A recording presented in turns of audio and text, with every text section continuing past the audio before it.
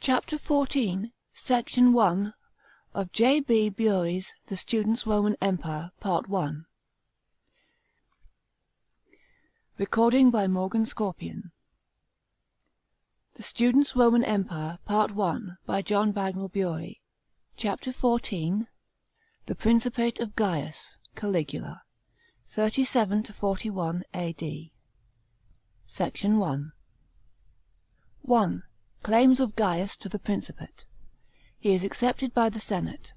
The acts of Tiberius are not confirmed. His will is annulled, and he is not deified. 2. Funeral of Tiberius. Reaction against his policy. Gaius shows respect for the Senate and piety to his family. 3. Munificence of Gaius. His speech in the Senate. 4. Early life and character of Gaius. He is under the influence of Agrippa. 5. Illness of Gaius. Sympathy of his subjects. Philo quoted. Death of Tiberius Gemellus. 6. Pleasures of Gaius. He degrades his dignity in the circus. 7. Sisters and wives of Gaius. His oriental ideas. He demands divine worship and professes to be a god. 8. His architectural extravagances. The bridge of ships at Puteoli. His jealousy of great names. 9. Financial difficulties drive him to plunder his subjects. 10. His expedition to Gaul. Conspiracy of Lentulus Getalicus. Exile of the Emperor's sisters. Acts of Gaius at Lugdunum. 11. Britannic expedition. His return to Rome. 12. The Reign of Terror. 13. Increased taxation, conspiracy of Caria, and murder of Gaius. 14. Policy of Gaius in the provinces reactionary. He restores client kingdoms in the east, but annexes the kingdom of Mauretania. 15. Refusal of the Jews to pay him divine worship. Embassies from Alexandria. Section 1. Popular beginnings of the reign of Gaius. We have seen that Tiberius had made Gaius and Gemellus co-partners in the inheritance of his private fortune, thus recommending them to the Senate and people as co-partners in the Principate. He seems to have intended for them a joint rule like that which Augustus intended for his grandchildren Gaius and Lucius Caesar. Perhaps he did not believe that such a rule was possible, but he left the decision to fate. The power and the initiative naturally devolved on Gaius, who was older than his cousin by 7 years and had already entered on public life. He was supported by the favour of the populace and the strength of the praetorians, with Macro at their head, so that his succession seemed certain. But it is to be observed that from a constitutional point of view, Gaius did not occupy a stronger position on the death of Tiberius as Tiberius had occupied on the death of Augustus. Tiberius had been already invested with the tribunician power, and the most important of the imperial prerogatives during the lifetime of Augustus. But since the death of his son Drusus, Tiberius had not moved the Senate to confer the tribunician power on anyone, and Sejanus, who had received proconsular power, no longer lived. Gaius was not in any sense a consors imperii. Hence on the death of Tiberius, it was open to the Senate to elect as the new Princeps whomsoever they wished. But though the inheriting of the empire was not recognized by the constitution, it was generally felt that the heir of the emperor had the best claim to succeed him in the government as well as in his private property. Hence the election of Gaius was taken for granted both by himself and by others. The emperor's death was finally announced to the Senate in a letter from Gaius, conveyed by the hand of Macro, who also brought the testament of Tiberius in which Gaius and Gemellus were appointed co-heirs. Gaius asked the fathers to decree to the late emperor a public funeral, deification, and the other honours which had been decreed to Augustus, also to confirm his acts. But at the same time he demanded that the testament should be annulled. Such a document might prove inconvenient, for though legally it only concerned the private estate of Tiberius, it might be used to give his grandson a claim to participation in the imperial power. The Senate accorded to the wishes of the candidate for the empire, whom it did not hesitate to elect. The tribunician power and all the functions of the empire were conferred on Gaius Caesar, March 18th. A public funeral, but not deification, was decreed to Tiberius, and his will was annulled. But in return some concessions were required from Gaius. He adopted his cousin Tiberius Gemellus and named him Princeps Inventutis, and he gave up his demand that the acts of his predecessor should be confirmed by the senate. Tiberius was not added to the gods, and in this way his memory was condemned. The accession of the young emperor was hailed by the people with wild delight as the beginning of a new age. They had received the news of the death of Tiberius with a savage outburst of hatred. It is said that they wished to drag his corpse to the river, and cried, Tiberium in Tiberim, Tiberius to the Tiber. After years of fear, sullenness, and gloom, they looked forward to an age of merriment and pleasure, a return to the Augustan era. The procession conveying the body of the dead emperor was conducted by his successor from Misenum to Rome, and the people poured forth to meet it, forgetting their hatred of the dead tyrant in their joy at welcoming the new sovereign.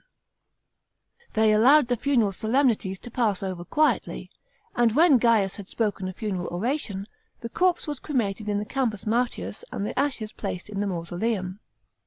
The new reign was inaugurated by a reaction against the policy of the preceding. The most odious delators were banished from Italy, all prisoners were released, all exiles recalled.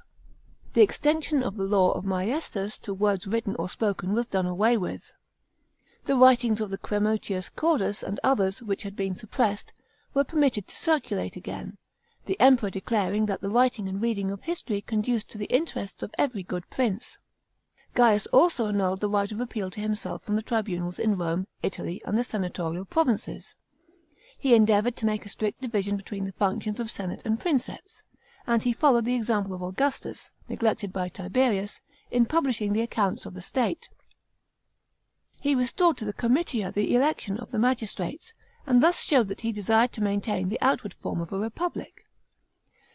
But this change was soon discovered to be useless, for as the number of candidates seldom exceeded the number of vacant places, there was no room for suffrage, and the comitia, when it assembled, found that it had nothing to do. Hence after 2 years the system of Tiberius was restored.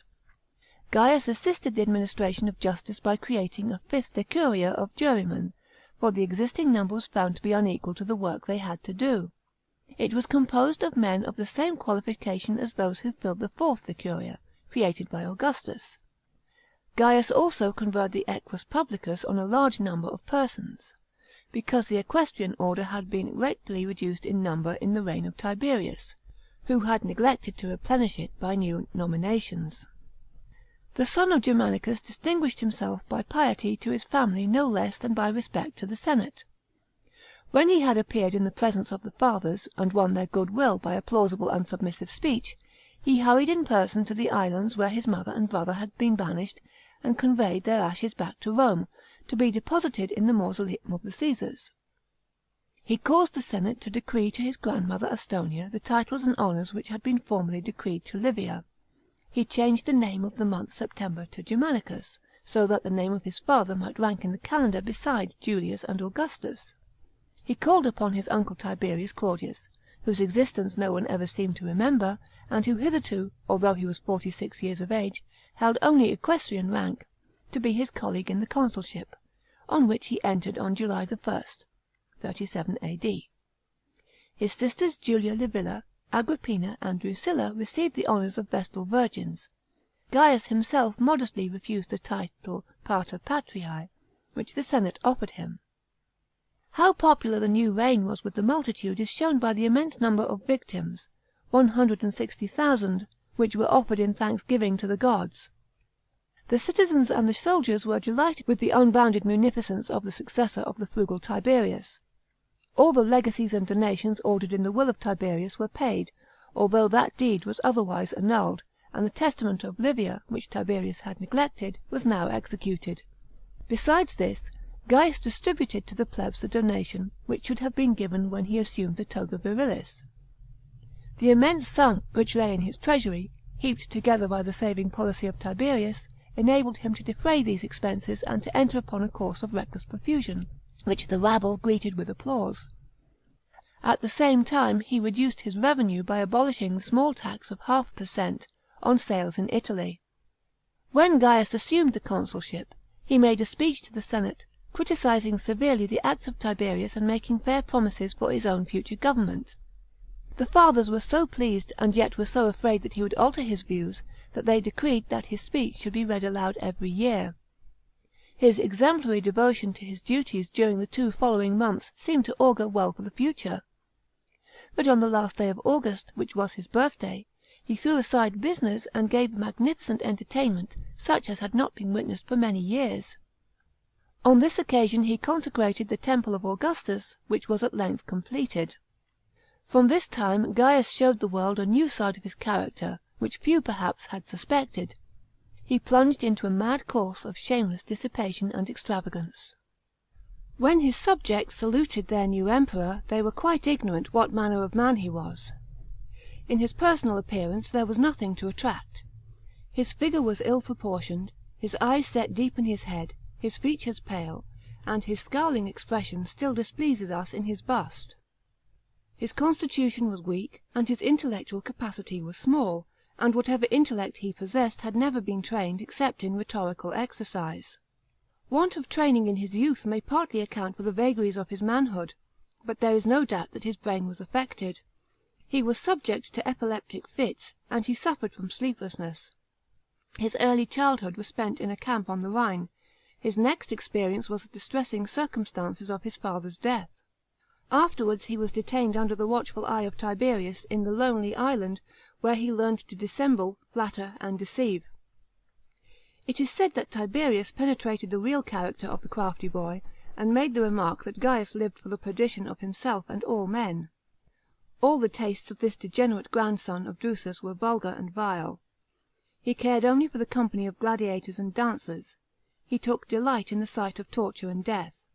He seems to have been always thoroughly unsound in mind, and when the unlimited power of the sovereign of the Roman Empire was placed in his hands, his head was completely turned. He had fallen under the influence of Herod Agrippa, who instilled into his mind Oriental ideas as to the divine nature of monarchy, and filled his head with dreams of the grandeur of Eastern kings.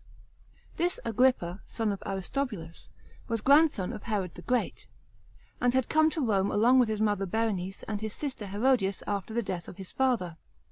Rome was at that time an asylum for the members of Eastern royal families, who in their own country would probably have perished by the hand of their reigning kinsman. Antonia, whose father had been a friend of Herod, became the protectress of his grandson, and the young Agrippa was brought up in the company of Claudius, who was of his own age. When his uncle Herod Antipas, the Herod of the Gospels, B.C. 4 to A.D. 39, who married Herodias, obtained the kingdom of Samaria, Agrippa was invested with the governorship of the city of Tiberias. But this did not satisfy his ambition. He returned to Rome in the last years of Tiberius, to watch for an opportunity to better his position. He attached himself to the young Gaius, whose prospects seemed to be bright, and obtained a great influence over him. Agrippa was a shrewd and energetic man, who had seen a great deal of the world, very dissipated and unprincipled, and always in want of money. His descriptions of Oriental magnificence, his pictures of the omnipotence which even the smallest monarchs in the East possessed, over the life and property of their subjects, his lessons perhaps in the voluptuousness of Asia, produced a deep and dangerous effect on the diseased mind and sensual nature of the future emperor. Rome had been threatened with the introduction of Oriental theories by Antoninus. She was destined to experience them at the caprice of his great grandson. After the celebration of his birthday, the emperor did not resume his political duties, but gave himself up to dissipation and enjoyment, and from this time to the end of his reign his only occupation was the pursuit of pleasure and excitement. Under the first wild outburst of sensuality his weak constitution gave way and he became dangerously ill. The general distress which was then felt both in Rome and in the provinces show how popular he was. Philo, a Jew of Alexandria, describes the prosperity of the empire at the beginning of his reign, and the sympathy which was felt at his illness. The passage deserves to be quoted. Who was not amazed and delighted at beholding Gaius assume the government of the empire, tranquil and well ordered as it was, fitted and compact in all its parts, north and south, east and west, Greek and barbarian, soldier and civilian, all combined together in the enjoyment of a common peace and prosperity. It abounded everywhere in accumulated treasures of gold and silver, coin and plate. It boasted a vast force of both horse and foot, by land and by sea, and its resources flowed, as it were, from a perennial fountain. Nothing was to be seen throughout our cities but altars and sacrifices, priests clad in white and garlanded, the joyous ministers of the general mirth, festivals and assemblies, musical contests and horse races, nocturnal revels, amusements, recreations, pleasures of every kind and addressed to every sense. The rich no longer lorded it over the poor, the strong upon the weak, masters upon servants, or creditors on their debtors.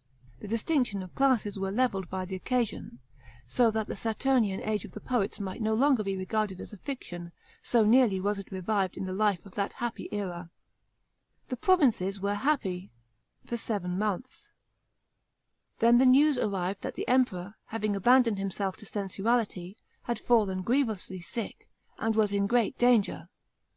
When the sad news was spread among the nations, every government was at once cast aside, every city and house was clouded with sorrow and dejection in proportion to its recent hilarity. All parts of the world sickened with Gaius, and were more sick than he, for his was the sickness of the body only, theirs of the soul.